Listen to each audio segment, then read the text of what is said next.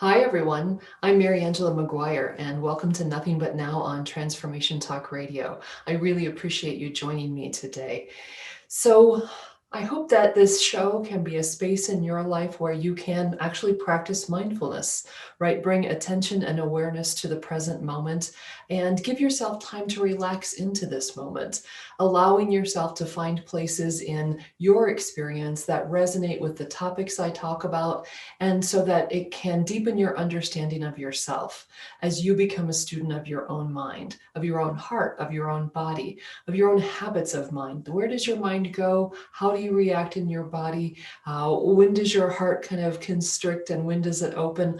All of that awareness is what is at the heart of mindfulness, and it allows us to bring awareness to the moment so that we are not reactive, but that we can be responsive to what's happening in our world. My topics are therefore intended to support you on a mindfulness journey, because mindfulness and bringing attention and awareness to the present moment without judgment is a simple goal that can be difficult to achieve. But its value is that when we practice mindfulness, when we understand our habits of mind and heart and body, we can create greater internal peace. We can be at greater peace in our lives. And when we are feeling at peace in our own lives, we can be a force for peace in our world. And I think today, among perhaps above all others, if only because this is the day we have, it's to be a force for peace in the world is a great thing.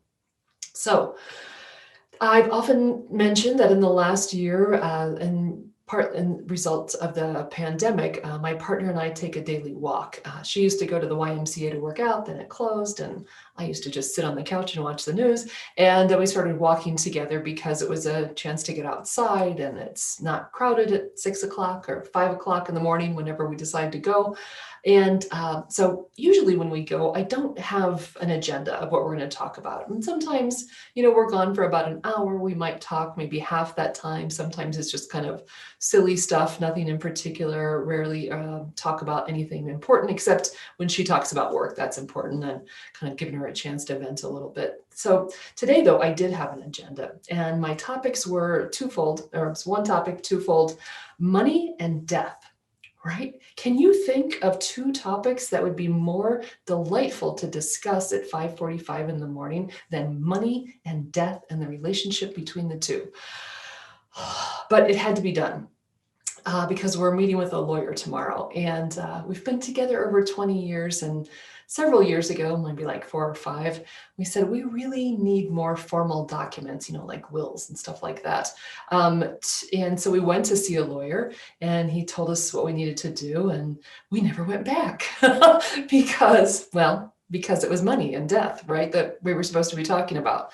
So several years pass, we move one more time, and we have the same conversation. We've got to do this.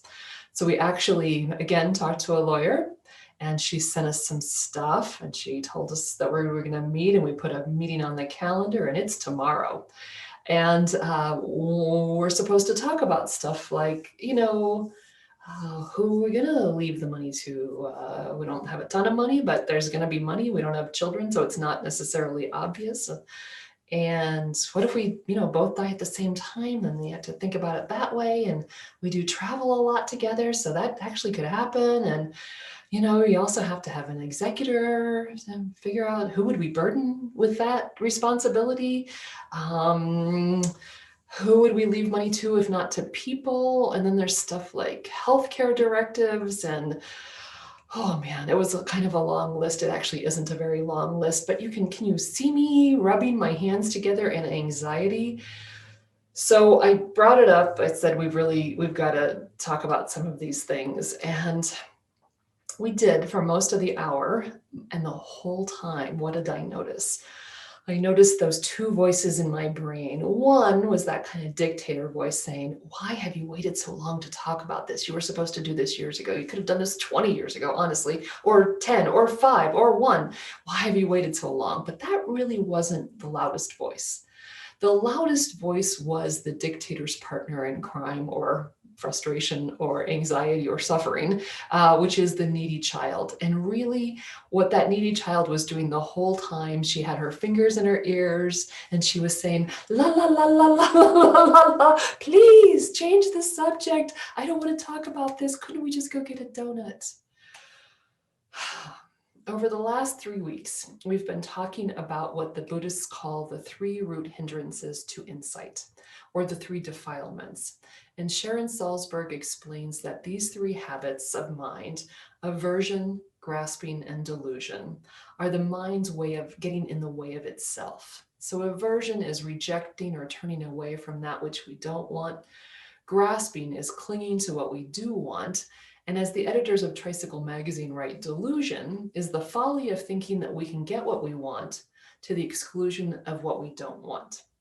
And that's where I found myself this morning, in a clear state of delusion. I wanted to get our affairs in order. I wanted us to have a clear, calm, non-defensive, non-threatening conversation about our goals and preferences and assessment of what the rest of our lives will be like towards the end. And I wanted to achieve that goal without actually talking about any of the specifics, right? I just wanted it to magically happen. And that's delusion, right? And the child voice who was adamant that she wanted to what? She wanted to zone out. She wanted to withdraw. She wanted to pretend it wasn't happening. She really wanted a donut because, sugar distracts for me. That's my distracting friend. So it was no surprise to me that that's what she was saying. So delusion, Sharon Salzberg writes, is the state or failure to see things as they actually are. In this case, the way they actually are is that in order to get legal documents organized, in order to make and have words on paper that allow other people to make sure that your needs and wishes are met, you have to have a very concrete, specific, focused conversation where you talk about a whole bunch of eventualities that seem, let's face it, scary and threatening, right? So that's what we're going to talk about today. Not money and death, although that will certainly come up, but really about delusion, or being in that state of wanting to withdraw, wanting to zone out, and really in a kind of refusal to see things as they actually are. In order to get comfortable and ready for that conversation, let's breathe. So we're going to do that breathing exercise where we, on the inhale, bring our hands to our heart center. On the exhale, we're going to interlace our fingers and push our palms forward. Then we're going to raise our hands above our head on an inhale and let go on an exhale. So we're going to do this 3 times because when we breathe in this kind of intentional, focused, deeper way, it helps us calm down. It brings us clarity. It helps us focus. Okay. So if you'll join me, that would be wonderful. It's a little easier to do standing up, but I think you could do it sitting down too. So inhale, hands to heart center.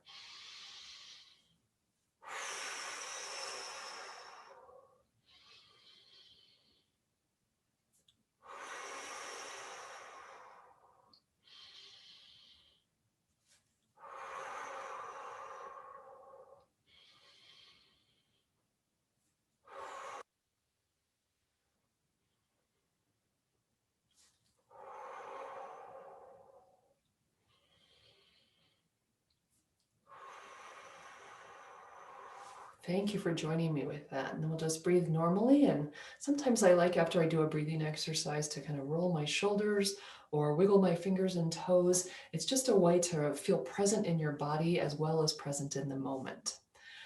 So, delusion. In some sense, the Tricycle magazine editors write, delusion is a state of not realizing what it is that we actually know and what we don't know. And it's not asking the right questions. But why? Why does that happen? I actually think this is Sharon Salzberg, not the Tricycle people. She writes, uncertainty and confusion. Instead of mindfully accepting difficult experiences or being able to sit and face ambiguity, our uneasiness causes us to space out or become numb. And if I think about the 5 years between the time my partner and I went to see a lawyer, it might have only been 3, but I think it was more like 5. And today, tomorrow, when we're going to go back to see that lawyer, what was happening? Kind of uncertainty and confusion, which is both the truth and it's not the truth. He told us what we needed to do. We had a piece of paper that kind of told us, but we told ourselves we were overwhelmed, that we didn't understand, that we weren't 100% sure.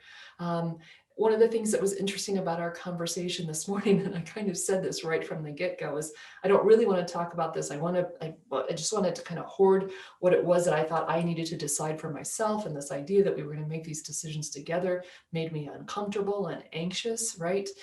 There's a lot of ambiguity. Will we agree? What really are the terms we have to come to? And so that desire to just push it away, I felt so uneasy at the beginning of that conversation.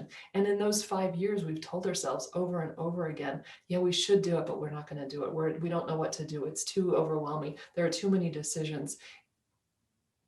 Wow, we just really withdrew, and kind of tried to rest in that uncertainty, and we just spaced it out. We just let it go. We became numb to it, despite all the things that were happening in our life. That would suggest that it's better to have these conversations and put things in writing. So that was our experience of delusion. That was very intense around this particular issue of needing to be specific. I think, sometimes you could say, I actually think this is part of our delusion, that we tell ourselves, my partner and I, well, we don't have children, and therefore, like, I'm not sure therefore what, we don't have somebody to help us figure this out. The decisions aren't obvious, but I know that that's not true. I know people with children, that actually is just another level of complexity, and another way in which sometimes people push into that kind of delusional state, right? And kind of take refuge in uncertainty or confusion and say, I don't know what to do. I don't know what to do. I don't know what to do. When the truth is, right, if we face the truth in this particular example, right, the truth is these actually very black and white, literally black and white documents, kind of boring documents where everything is spelled out in great detail. There's almost no uncertainty. The uncertainty is in our minds. The uncertainty is in ourselves, of having to make choices, of having to make decisions, and of also having to talk about something very uncomfortable, which is the reality, the absolute truth. As my mother used to say, none of us is getting out of this alive, right? Death is there. It's going to happen. And somebody's going to have to deal with all our junk when that happens. And we could do a lot to make it easier for that person. So I promise we're not going to talk too much more about death and money, but we are going to keep talking about delusion as part of this whole 3-part thing, which is aversion, grasping, and delusion. These 3 hindrances to insight. And delusion, in some ways, I think is the most important because it really helps explain the other 2. So we're going to take our first break, and when we come back, we'll talk more about all the different ways. And you might be thinking about this during the break. What are some of those places where you kind of fall back into a state of numbness, uncertainty, confusion, and tell yourself you don't know what's going on, as a way to kind of shield yourself from the reality of what's happening? So you're listening to Nothing But Now on Transformation Talk Radio, and we'll be right back after the break.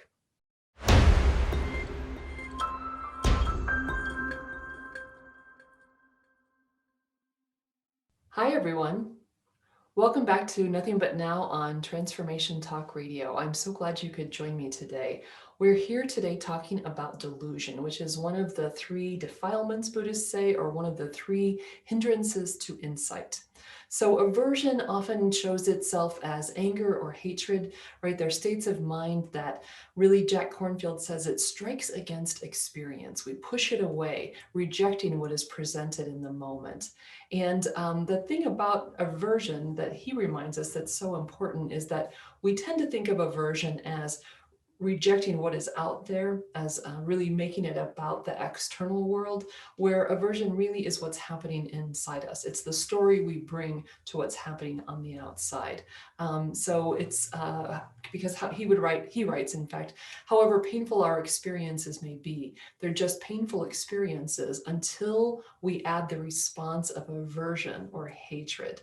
So something can be ugly and miserable, but it's when we bring aversion to it, then we totally reject it, that we bring that kind of suffering to the experience that's different from, and it's added on to the painful experience that happens. And okay, just a simple example. I really jammed up my finger the other day, outdoor work, blah, blah, blah. And I was kind of stunned at how much it hurt. And that's a painful experience. And it's still painful. And then you can, maybe you can't see the bruising, but it's bad, I promise you. And what would have made it an experience of aversion or suffering is if I had spent a lot of time, let's say, first of all, maybe blaming my partner because we were working on something together. And if I had not just blamed her, but said, why do you always do this? You're so careless, right? You hurt me, right? Or blames myself. I'm so careless. I'm so incompetent. Why did this happen, right? If I didn't just say, wow, that really hurt, and I'm sorry that happened. And I can go back in my mind to that moment and see how my attention slipped, and therefore the thing I was holding slipped, and therefore my finger got jammed between two pieces of heavy material, right? But it's the story of rejecting either my partner or myself that moves that experience from pain to suffering. And then grasping.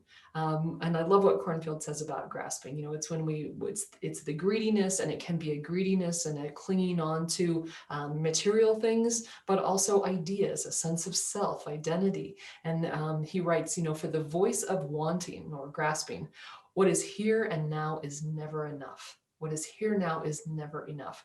And I always think that's an important thing to remind ourselves when we think about that voice. It can't be satisfied. So the idea that we put ourselves into a spin always trying to satisfy that voice is just to remind ourselves it can't be done. And that can put us in a place of wanting to question, then why are we engaged in that? Why are we doing that if it can't be done? So then delusion, as I've mentioned from Søren Salzberg, is the failure to see things as they actually are. And the editors of Tricycle Magazine, which is a magazine about Buddhist principles, and it's really fun and interesting to read. And they have a series called Buddhism for Beginners, which I am, and so I've been reading it. And when they talk about these three defilements, they talk about one of the points they make that I think is very helpful is that this grasping and aversion are actually two aspects of the same thing. So that when I'm grasping something, I'm also at the same time rejecting something else. It's almost, in a sense, the same gesture. So that's what I want you to be thinking about then in this segment is, what are the things that you deal with day in and day out where you find yourself grasping at one thing while rejecting the thing that comes with it? So for instance, I want to be loved, but I don't want to get hurt. I want to make a difference in the world, but I don't want to take risks and put myself at risk. I want the world to be a fair and equitable place, but I don't want my own status to go down. I don't want to sacrifice too much for that goal. How do those conflicts then play between what we want and what we're rejecting play out in our everyday lives? So I have a friend who has his own business, and it's very challenging to have your own business. It's not something I envy. I do, I suppose, my coaching business, but I'm a business of one. And so I only have to boss myself around, which is hard enough.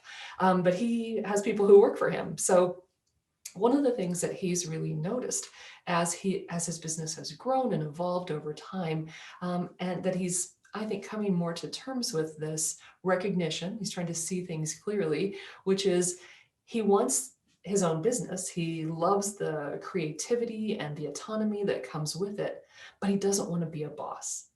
He doesn't want to be seen as a boss. He doesn't want to be treated as the boss. So on the one hand, at a bad moment, I would say he can be grasping at this idea of, I want my own business. I want the freedom and autonomy that comes with being my own boss and having my own company. And at the same time, I really am rejecting what inevitably comes with that, which is supervising other people, having authority over them, being in charge of them, having to tell them what to do, being the person they come to with concerns and needs, right?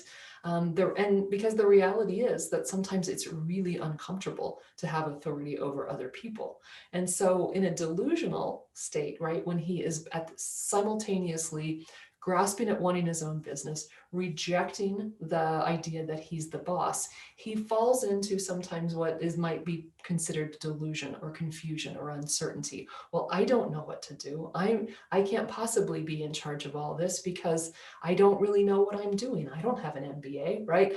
So you can see in that kind of falling back from the clarity of the situation. And what's the clarity? I have my own business. I am the boss of other people, and it's uncomfortable sometimes, right? So we might think of it and say, well, sort of to my friend, get over yourself. You're the boss. Just do it. But that's not very helpful. What might be helpful, but is not in any way like getting a piece of candy, is to say, because I have this company and I want to have this company, and I think I'm going to do good work with my company, part of what will come with that inevitably is having authority over other people, and for him to just acknowledge, and it makes me really uncomfortable. I don't like it, right? He doesn't have to beat himself up and say, I'm what a fool I am because I don't like being a boss, but I have my own business. He doesn't have to blame his employees. They shouldn't ask me so many questions. They shouldn't be so deferential, right? All of those things that can make us uncomfortable with being a boss. He can instead not blame the external situation, not be unkind to himself, but simply acknowledge the reality that and not everybody's going to feel this way, right, about being a boss, but for him, in his experience, he knows there will be many moments where it will be uncomfortable, where he'll have to kind of take a deep breath and come to terms with himself and say, okay, wow, this comes with the territory, and it's okay that I'm uncomfortable. That doesn't mean I have to fall into a delusional state and move away from it. I can stay present to it. So that's one way I think that we can see that play out. But my other examples I think are also ones that we see in everyday life. Most of us, unfortunately or fortunately, or I don't know, maybe neither of those things, have that anxiety about love and vulnerability.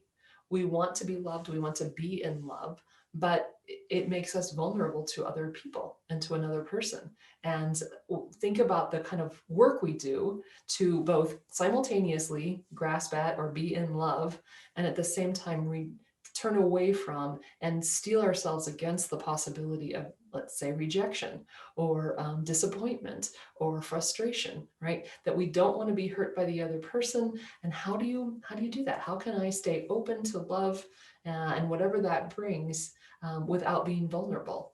It's an impossible task. So what do I do to numb myself from that? Right? How do I fall back into kind of a state of confusion about it? I think a lot of what goes wrong in relationships is because we're feeling that tension between what we want and what we don't want. We want love, we don't want to get hurt. And so we think we're in a delusional state thinking we can have both of those things at once. The idea that we can make a difference without taking risks. I have a friend who works at a college in the Midwest, and she was telling me that the students at the college wanted to protest some of the really, frustrating and horrible things that are happening in our society, and they wanted to bring those protests onto campus. And so they and they wanted the campus, the college where my friend works, to be accountable for things like racism, for instance, systemic racism, or other challenges that LGBTQI people face, and wanting the college to really own up to their complicity in some of these systemic structures of oppression in our culture. And so they went to the administration and they said, so we want to have a protest, and we want you to tell the faculty that they should give us an excused absence from class when we do that. And I'm just old enough to remember and picture, I don't know, people I read about from the 60s and 70s who protested the war on campus and protested racism on campus, and probably got in a lot of trouble and sometimes went to jail and probably didn't get excused absences from class. And I don't mean to mock the students for wanting this, because I think they're not being illogical. It's just that they are perhaps being in a state that doesn't make a lot of sense. They're not seeing things clearly, right? That the nature of making a difference in our culture is often taking risks. And sometimes that risk is that we get in trouble for what we're doing.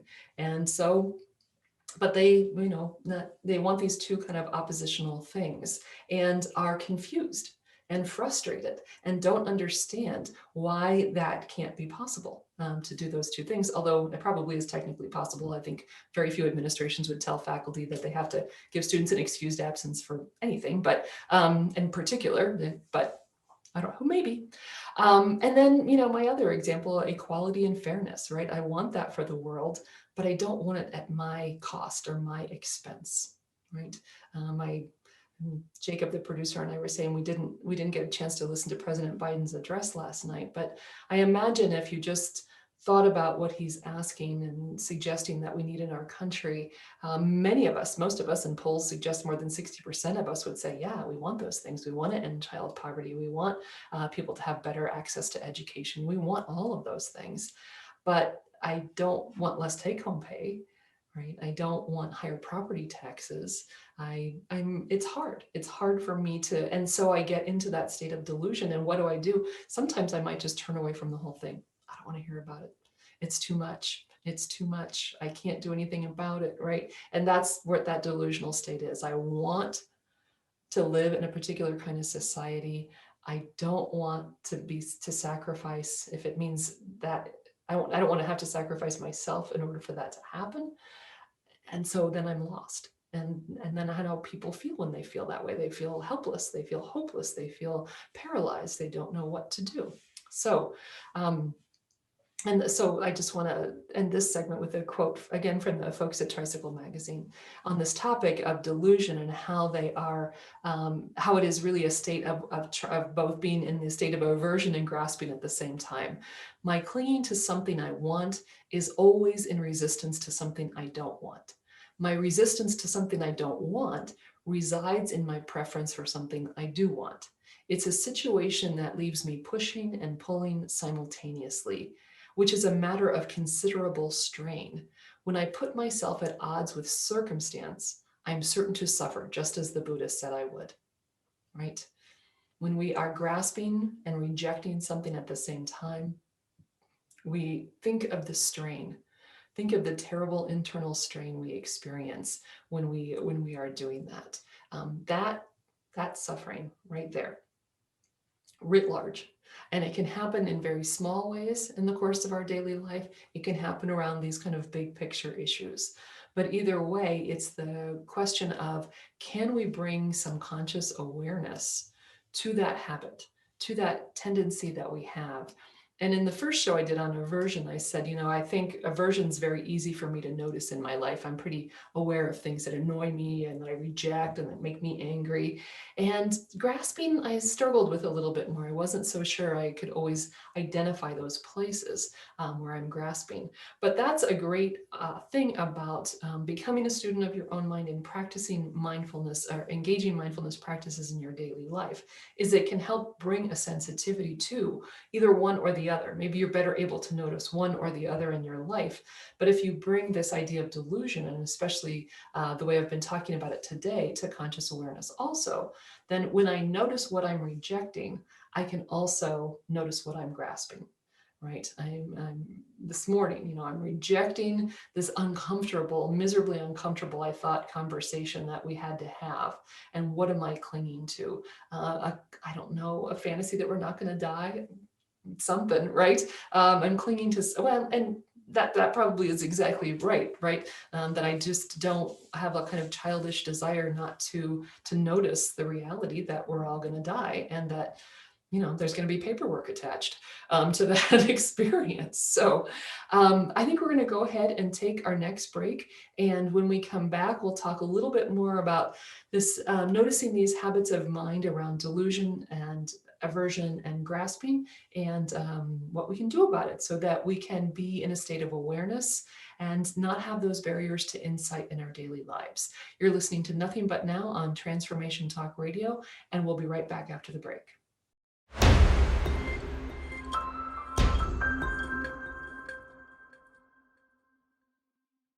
Hi, everyone. Welcome back to Nothing But Now on Transformation Talk Radio. I'm Mariangela Maguire, and today we're talking about delusion.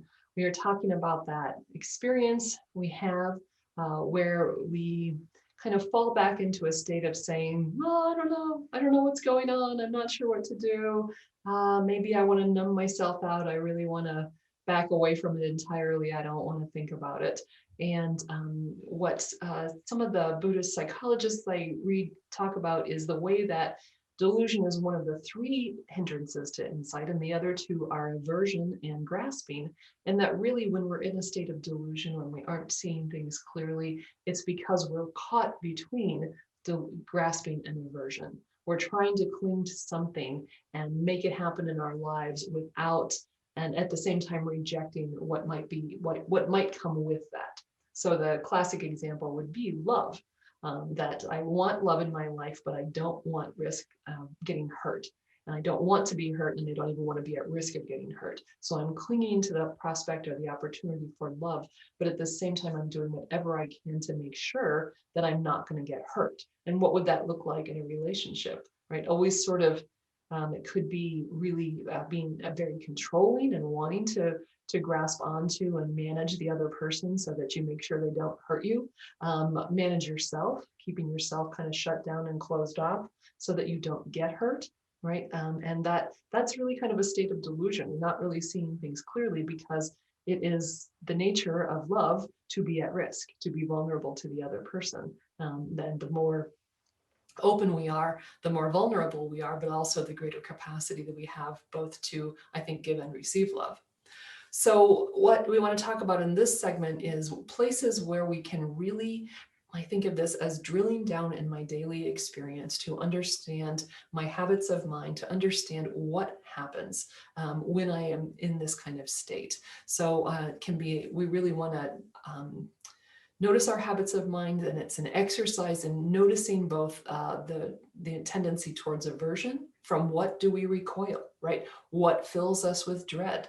And I'm hoping you're thinking about the answers to those questions. Where do you notice in your life that kind of pulling back, of kind of hands up, right? Kind of fists up, maybe. I don't want that anger, hatred, aversion, and that feeling of dread that maybe also is there. And then when can we notice the habit of grasping, right? To what do we cling?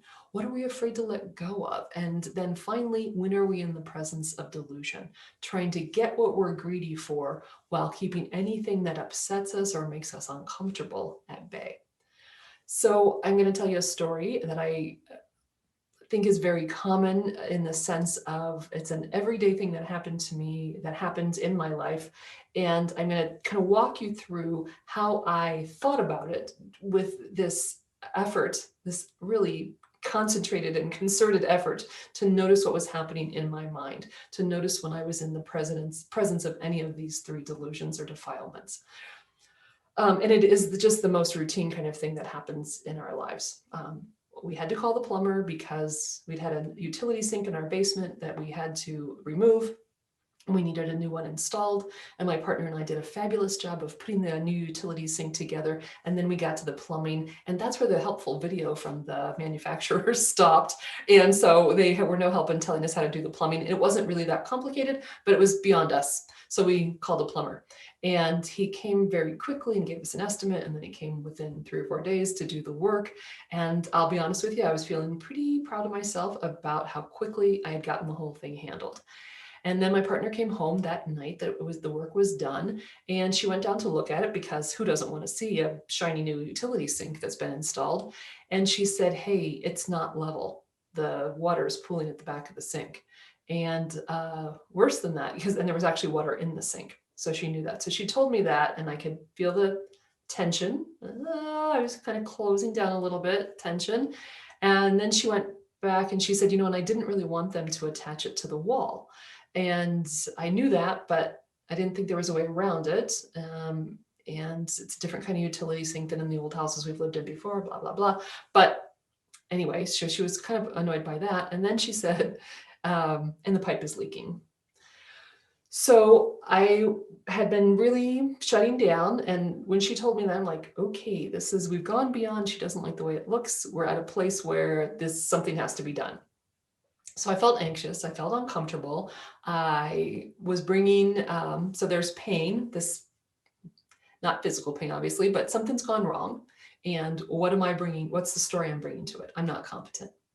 I screwed up, and she's mad at me. That's also part of the story, because she didn't yell, she didn't call names, she didn't say anything that said you made a mistake. But that was the story I brought to it, is she's angry, and I now feel really trapped, because now she's mad, and I have to deal with the plumber, and me being angry with him isn't going to work this very well. And so that's the story that's kind of spinning in my mind.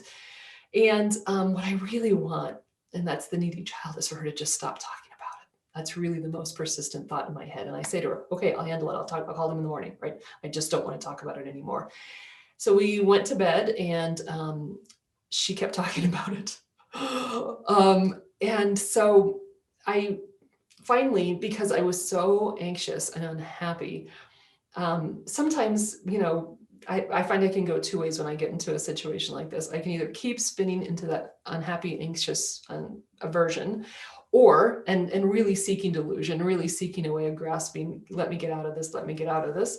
Or I can say, hey, I know some mindfulness stuff, let me try that. So I try to stay present in the moment. I start by noticing how I was feeling in my body, and I felt empty and anxious and tight. And then I had this thought, Lord, my partner is laser focused on solving the problem.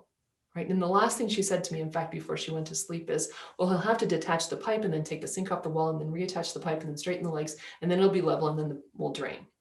It's like the whole time she's just really working this out in her head. And I am laser focused on relationships.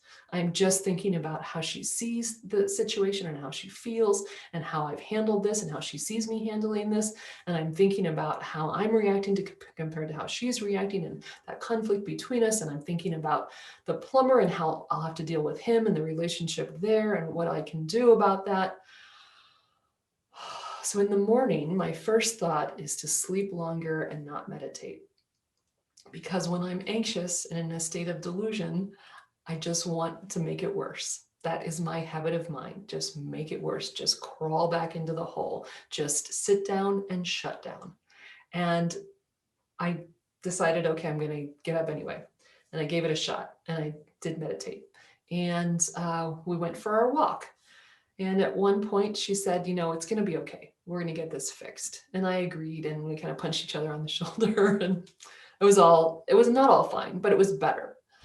And then we came home and we completed our morning routine. Wasn't as playful as usual. And I, at 7, sent the plumber a text, and I didn't hear from him, and there wasn't a response. And I said, okay, but I knew he starts early, so I didn't really think I'd woken him up. But I decided, okay, I'll call him at 8. So we're going to take our last break, and then I'm going to tell you the exciting conclusion to this riveting story of the utility sink when we get back. You're listening to Nothing But Now on Transformation Talk Radio.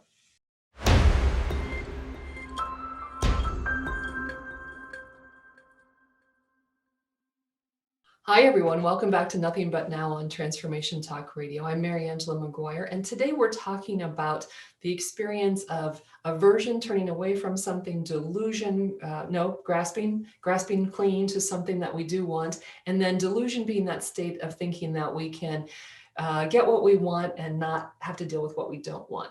So I'm telling this story about having a utility sink installed where there were problems with it. And I was feeling caught between what I perceived as my partner's deep frustration and anger with the situation that the plumber had not done the job well enough, and anticipating having to deal with the plumber about this.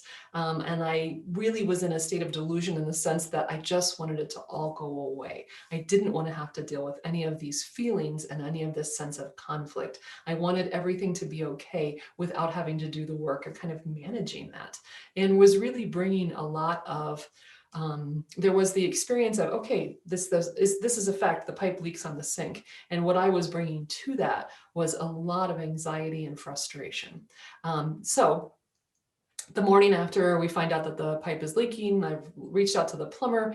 I haven't heard from him. And so before my partner went off to work, we went down to the basement and we talked about the problems. And because we'd never been and looked at it together at the same time. So we noticed we ran a little water. Yes, the pipe is leaking. We noticed how it was pooling in the back of the sink, how the front legs were slightly off the floor. And we realized that probably to get the sink attached to the wall and over the pipe that was coming up from the floor, he'd had to push the back legs, right? So they push back and then the front legs lift up. And so it made sense why he'd done it, except that it created a leaking pipe and a sink that wouldn't drain. And, when they put a sink like that in, they use plumber's putty around the drain. So before he left, the two of us didn't stand there and run the water because you're trying to let the putty dry. So, okay, fine. So anyway, so she went off to her office, and I did feel that we'd had, as much as the voice in my head said, oh, please God, let us stop talking about this. But I powered through it, and I got there and I listened and I understood what was wrong. So I physically could see it. And so I could explain it to him. And she asked me to keep her updated, and I made my second cup of coffee, and 8 o'clock came and went, and I hadn't heard from the plumber. And finally, because I was feeling anxious, not until 8:27 did I actually call his number. And it went straight to voicemail. And I've seen him answer calls on the job before. So my first thought was, he's avoiding me. And but then almost immediately I got a text, and I think it was probably an automated text when he doesn't answer his phone, and it said, text me. So I sent him another text and I explained a little more detail about what was going on. And the whole time kind of rehearsing what I'm going to have to do next if he doesn't respond, right? I start to get into that spin of what am I going to tell him? And I imagine telling him that I might have to stop payment on the check, which is something my partner has suggested, which really filled me with dread. Okay, but this isn't how I had intended to spend my morning, you might imagine. And but I felt really stuck at this point, right? I could go take a shower, but what if the phone rings? What if he comes to the door, right?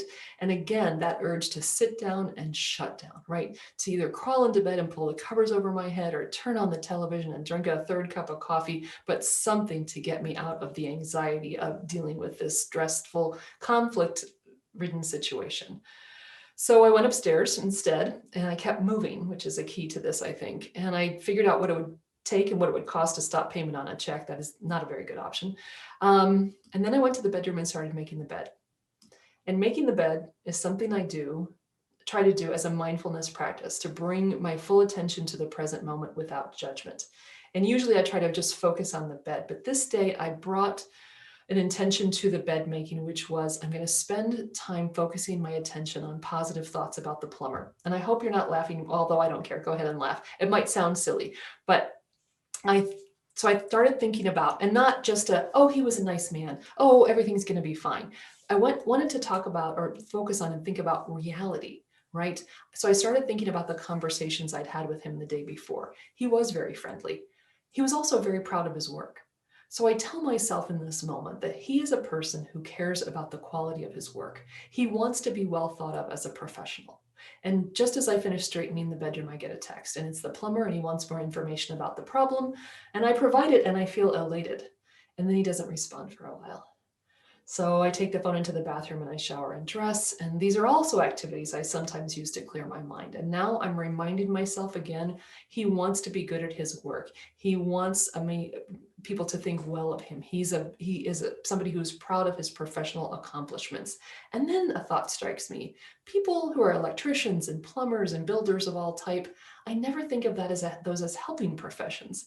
But of course they are, really, right?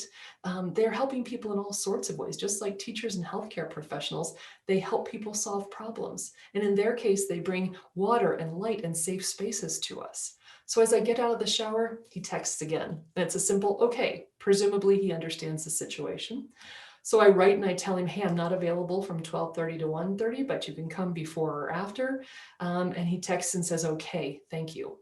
And his message feels so humble. Like I realize I'm right. He cares about his work and his goal is to be helpful by doing excellent work. It's almost 9:30 when I usually take a yoga class. And again, I know he hasn't said he's going to come today, right? So this isn't over yet. And I think I'm just not going to go. But I sign up for it anyway, and I put on my yoga clothes and I go upstairs and I turn on the computer and I tell myself, I don't have to do this if I don't want to. I don't have to stay for the whole class. But I start the class, and during the first moments when the teacher, speaking kindly to us about the nature of existence, I think about the differences in the way my partner and I react to these situations. I always tell myself that she's kind of unemotional about this, but that's not true. And we both are having emotional reactions to it. And I have often sort of said, she's putting me in a box with her negative reactions. Then I have to be the nice one, and I have to fit myself around what she's doing. And then a thought occurs to me, is that true? Do I have to fit myself around her expectations? Whose expectations am I talking about here? And I know in my heart, I'm talking about my own, for myself, and I'm placing them on her, but they're really for me. So I take the whole class, then I start vacuuming, again, staying active, don't sit down and shut down. And then I think I gotta check my phone, even though the ringer was on very loud, but I had missed a call from the plumber. So I call him back and he says he's gonna be there in 20 minutes. And he's not there in 20 minutes. And I have an appointment with a client coming up. And again, so over and over and over in these 3 hours, I come to a place where there is relief, and then I almost immediately come to a place where I go back into delusion of wanting two things at once. I want this to be perfect. I want this to be over, and I want him to not have to deal with any of the conflict. So we're running a little short on time about the plumber. But so I just want to say that this is what it means to me to be present to every moment, to notice what's happening in my mind. And for me, it is when there's a conflict, that tendency to want to sit down and shut down, to fall back into a state of delusion, to ignore what's happening around me. And what I can do instead is to notice that. What am I holding on to? My fear of anxiety, my fear of conflict, blaming my partner, et cetera, et cetera. What's my aversion to conflict, dealing with a difficult situation? And I want to say this one resolved itself very well. And when my partner said to me later in the day, hey, nice job taking care of that, I said, you know why it worked well? Because I was nice about it. And I didn't say that to admonish her, but to remind myself. It was through reminding myself the reality, I think, of who he was as a person, his pride in his work, and the fact that this was not a situation that could not be resolved, that with a kind of open heart, right? If I want to be in a place where I am opening and not closing, with an open heart, I can help a situation get resolved peacefully and with positive feelings, and not with a lot of anxiety and drama. So thank you for joining me today on Nothing But Now, and go do a breathing exercise. They really help. And I hope that you will join me next week. I have no idea what the topic will be, but I know I'll think of something. And I look forward to seeing you then. And in the meantime, I hope that you will continue to be a student of your own mind, paying attention to your responses to things, so that you can be in a place where you can be responsive instead of reactive. Hope you will be kind to yourself. That's the most important thing, is self-compassion. And I wish that for you and for all of us. Thanks for listening to Nothing But Now on Transformation Talk Radio.